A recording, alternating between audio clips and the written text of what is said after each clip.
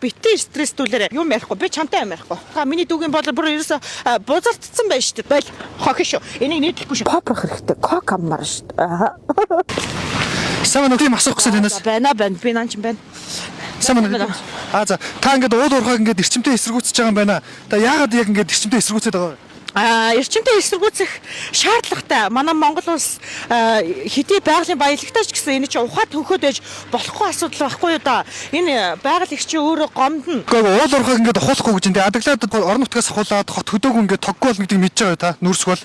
Наад камера жоохон холдуулж чад намайг аятайхан гарга. Дандаа нүүрэн дээр тулгаж авчирж ирээд дандаа ээрж муурж байгаа юм тастаж тавиад та нар намайг од болгоод байна. Инхээр ерөөсөө боль олигтойгоо шиг мэрэгжлийн ханд холоос ингээд гоё киноны палан тавьж байгаа юм шиг аммаараа штэ намайг. Уул уурхайгаас төсөв бүржиж багш эмчнэр төрийн албан хаагчдын цалин бүрддэг гэдгийг та ер нь мэддэг үү? Төрийн албан хаагчид буйнаараа сайхан тэгээд ажилчиж болно штэ. Тийм биз дээ. Юм ярихгүй. Би чамтай юм ярихгүй. Гэхдээ уучлаарай таны наад яриад явж байгаа гар утсан хүртэл газрын ховор элемент ашиглаж түг хийдэг хийдэг та мэддэг үү? Тэр уцанд ордог тэр ховор элементийн чинь хүний гараар бүтээсэн зохион бүтээсэн. Тэр чинь пиавраар хийчихнэ. Хятадууд бол хийхгүй юм бол байхгүй.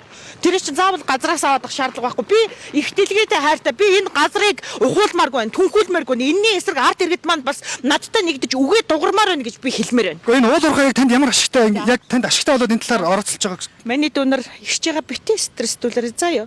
Өчтөр ингээд арьсаа утсаар татуулцаа хөмсгөө хөдөлгөж болохгүй болчиход байгаа. Их чиг жоохон ойлгоорой. Энэ утас чинь бас үйл ингээд хөлдчихдэг байхгүй юу? За юу. За тэгээд сайхан малынхаа аргалаар хомоолоор өөрсдийгөө утацгаа, ариулцгаа миний дүүгийн бодлоор бүр ерөөсө бузардсан байж штэ. Толгой тархич өөр муухай сэдвэр дүүрсэн байна. Уул уурхайгаа ухуулахгүй. Болоо. Чамтай юм ярихгүй. Уул уурхайг өөр Монгол улс орчноо бид нар амьдрч чадна гэж хэлэх гээд байгаа юм уу? Би тэг гоц хоол очиж гуц заа юу. Тэр үлээж байгаа шүү. Амьдрч л таараа штэ. Та уул уурхайн талаар уучлаарай. Та уул уурхайн талаар яг юу гэж бодож байгаа вэ? Уул уурхайн сонсголын талаар сонссноо? Бэл хохиш шүү. Энийг нийтлэхгүй шүү. Наас сонсголоо чинь сонсоочгүй юм. Надад ерөөсөө хэрэгтэй ч юм биш. Надад заа юу. Гүшнэ байж байгаа. Би танаас дахиад